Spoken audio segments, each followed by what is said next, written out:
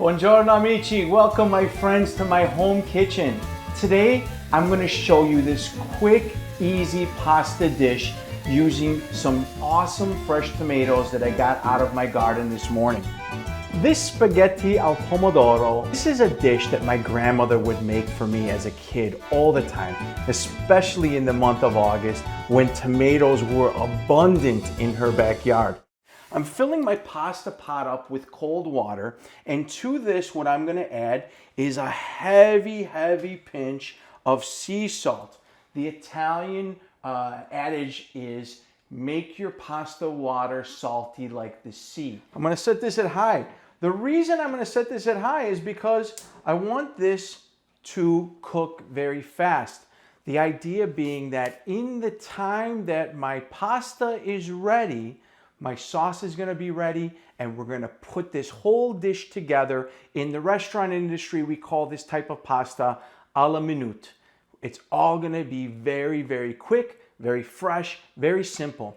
When we use fresh tomatoes, in my preference, in the way that my grandmother did it, we would get all of the seeds out first. So here what I've got is some beautiful tomatoes that came from our garden. If you see some of these little stems still attached, we can take those out. I want you to take the tomato and we're going to stick them inside the water. I'm going to use for a 1 pound dish of pasta, or let's say 500 gram package of dry Italian pasta, we're going to put maybe about, I would say maybe 6 or 8 large tomatoes like this. And as it's sitting under the water, I'm going to give it a squeeze. All the seeds are coming out of the tomato, and then what's left is this beautiful pulp, right? I'm going to put these right into my dish. All the idea of this pasta dish in the alla minute method is that you're going to have all your ingredients going into the sauce, all prepared ahead of time and ready to go. You can see how simple it was for me to get the seeds out of these. The whole time we're going to do this pasta without a knife. Everything that we're going to be doing is done by hand, exactly the way my grandmother did it. You can see that I've got all the tomatoes here. Inside of this water now is all of my seeds. I'm going to get rid of this and move this over. The next thing that we're going to need is some garlic. I've got some fresh garlic here. I'm going to give this a little whack with my hand. I'm going to take 1 clove of garlic for this pasta. Now, we're talking about how I would make this dish or how it would be made in Italy. In Italy, it's about every ingredient coming together to make this beautiful final dish. So I don't want to overpower with a lot of garlic. I'm going to take this garlic like this, and with the back of my hand, I'm going to give this a smash.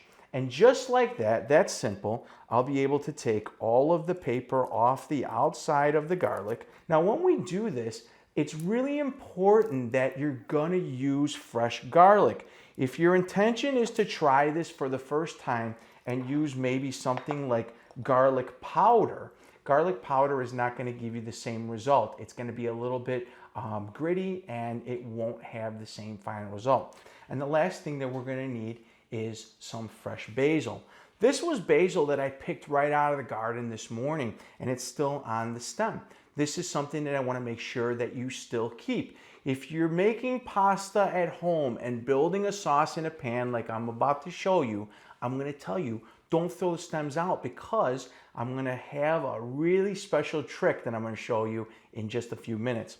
What I want to do is I'm going to pick the leaves of the basil off of the stem here, and I'm going to put those to the side, and I'm going to leave my stems right here inside of this separate dish. Again, there's no such thing, in my opinion, as too much basil. My pasta water is ready. It's at a boil, which means that now it's time for me to get ready to make my sauce. If you're going to do this method, you're going to start the sauce right after you put your pasta in. Today I'm going to be using this beautiful pasta which comes from Abruzzo, which is in southern Italy. And this particular one is extruded with a machine that has bronze dies. So the exterior of this spaghetti is a little more rough. And the reason why this is a great pasta to use for this type of dish is that when the pasta comes out of the water, I'm going to put it directly in the pan. I'm not going to drain the pasta through a colander. And this pasta with those rough edges is gonna have that pasta and that sauce stick together, and you're gonna have this beautiful, beautiful dish. Pasta should not be mushy when you eat it. It should have a little bit of bite. Al dente literally means to stick to your teeth a little bit. We're gonna get this pasta out of the water just before that point, and we're gonna finish cooking it inside of our sauce. Once this is inside, I'm gonna move this around, and as this kind of gets into that hot water, it will fall in as it becomes softer. This particular pasta is gonna take 10 minutes. 10 minutes for spaghetti, that's a long time. But for this type of artisan pasta and the way it's made, this is another really good indication that this is the real deal, the top of the echelon. I'm gonna turn my burner on. To this pan, I'm gonna add about 1/4 cup of olive oil. Olive oil is important because this is giving us a lot of flavor as well to our dish. Now to this, I had you save those stems to that basil. We're gonna throw those into the pan, as well as that smashed garlic clove that we have.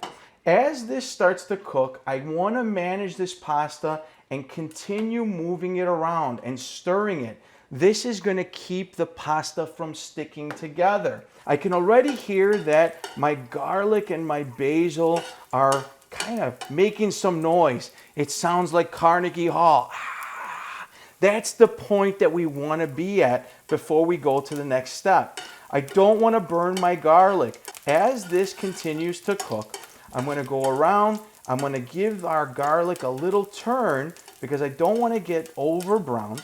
But as soon as we notice that the garlic is starting to brown, this is the point that I'm gonna go ahead, I'm gonna remove my basil stems, and then we're gonna move to the next step, which is our tomatoes. I'm gonna take these tomatoes just like this, I'm gonna rip them up, and I'm gonna add them into my sauce. If you see that these are starting to sputter and all that, it's gonna happen for a second.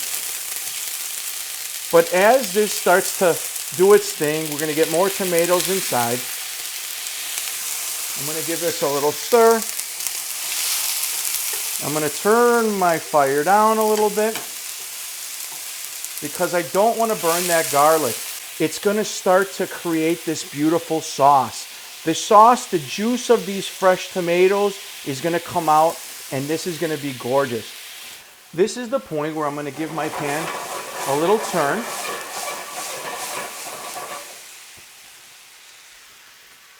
I'm gonna give my pasta a little turn here. We're gonna move this around.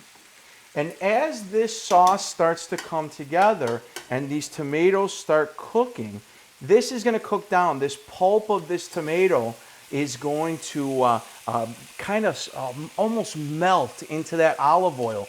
I'm using just a regular saute pan, but the thing that's important is that I wanna make sure that this pan will hold all of that pasta inside. I can feel that these tomatoes now are starting to soften. I'm gonna go ahead and I'm gonna add just a touch more olive oil right on top. And I'm gonna get a little bit of this pasta water. And the reason why I'm adding this pasta water into here is because now inside of this water, we have this pasta cooking, right? And this pasta is cooking and releasing some of its starches here. Those starches, as this is cooking, are gonna thicken and create this sauce. Now, I can see that this sauce is bubbling away. This is the perfect time for me to go ahead and add all of that beautiful fresh basil. And here in a few moments, my pasta will be done, and I'm gonna add it directly into this pan. If at any time you feel that this sauce that we're creating looks a little bit dry, go ahead and grab yourself just a little bit of more pasta water. Now, I didn't season this. So what I want to do, I'm going to take a little bit of sea salt and I'm going to season this just like this. Not too much, a pinch or two. This is fine Italian sea salt from southern Italy. I'm also going to make sure that some of these larger chunks of tomatoes, you can see that I'm able to break these down, right? I can push on these and they're smashing. So if they're still a little too hard, you might want to either increase your temperature under the pan, or again, make sure that your pasta is synced up so that it'll be done at the same time. I'm going to start grabbing this pasta just like this and adding it. I'm not draining this pasta. I'm adding it right from the pan into the pot into the pan.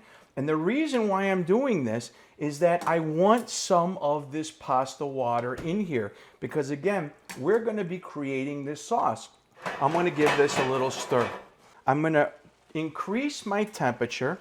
As this starts cooking, you're going to notice that this pasta is going to start to absorb that sauce. Those tomatoes are going to melt into this sauce and into that pasta, and you're going to notice that it's going to start coating this very, very beautifully. I'm going to go around just like this, and I'm going to continue stirring in this method. As we continue stirring, there's my timer. So we hit the 10-minute mark, which is the recommended time on my pasta. And I'm going to continue to stir just like this. Now that I know we've hit the right amount of time on the pasta, and I could feel just by lifting and pulling on this pasta that it is al dente, it's cooked all the way through. The next thing I'm going to do, I'm going to add just a touch more pasta water, and I'm going to show you a trick. Just a little bit at a time. I would say that in total, if I had to make a guess, I've added maybe a cup of pasta water. Now, we're going to do a method in Italian called matticata, right? Matticata is we're going to cream this sauce. We're going to emulsify it. So the way that I do it, I'm going to kind of give this a little turn. And it's going to make this kind of slapping sound. And as we do this, you're going to notice that that sauce is coating this pasta. And it's becoming thicker and thicker. This is exactly what I'm looking for. So from here, I'm going to shut my burner off, and I'm going to take a walk over to my countertop. So come on and meet me on the other side. I'm going to show you how we finish this in the restaurants and do this the professional way. In order to do that, I've got my little tweezers here, my kitchen tweezers. You can use tongs. You can even just use a normal scoop. You don't have to do this, but I'm going to show you how I finish it. Along with that, I have a ladle. And what I'm going to do is I'm going to grab a nice bunch of pasta just like this, and I'm going to put this in here, and I'm going to give this a turn. And as I turn this, what's going to happen is the pasta is going to gather up on my ladle, right? And then to this, I'm going to go ahead and I'm going to release it right into the center, and this is going to make a beautiful nest. Again, we're going to do it the same way. I'm going to get a nice bunch of pasta. I'm going to give this a beautiful turn. And this again is just one last little step. This is one of those things that's going to make your home cooking adventures closer to that of the professional cook. And this is so easy. Again, I'm going to come over. I'm going to lay this right on top. Release it, and look at how beautiful this pasta sits in a nest. And as I go around, I got almost all of this pasta out. And what do you notice? The gold on the bottom of this pan. And that's those tomatoes, that little bit of fresh basil that's left over. And we're going to pour this right on top just like this. You can see how simple it is to make these little nests. Here's the last little bit. I'm going to go ahead, I'm going to make sure I get it all out just like this. And then I'm going to show you how I finish this. I'm going to take these tomatoes just like this. And the last of this pasta and these noodles. And I'm going to go ahead and I'm just going to pour those tomatoes right on top just like this. And the last piece, the piece that is absolutely the most important, is some great Parmigiano Reggiano. And we're gonna make it snow right on top of this pasta. Now, there's gonna be some purists out there that say, oh no, we would never put the pasta on here. It would always be up to the person eating this pasta to put it on themselves. I just know that in my house, we would never serve a dish of pasta without a healthy snowfall of Parmigiano Reggiano. And the last little bit here, what I'm gonna do, I'm gonna take some of this beautiful extra virgin olive oil and just give it a nice drizzle on top, just like this. How beautiful is that? This, folks, is the most simple pasta dish that you'll ever make. The flavor is so incredible. This is gonna probably be better than maybe whatever your favorite restaurant pasta dish is. We gotta try this. I gotta give it our famous test. Let me get a fork here. I'm gonna go right in. I'm gonna make sure I got a nice spoon of those, a nice forkful of those tomatoes, a little bit of that garlic. Give this a nice twirl on my fork. I can see that the pasta is cooked perfectly al dente. If this isn't the perfect bite, folks, I want to tell you, bon appetit. I'm going to eat it.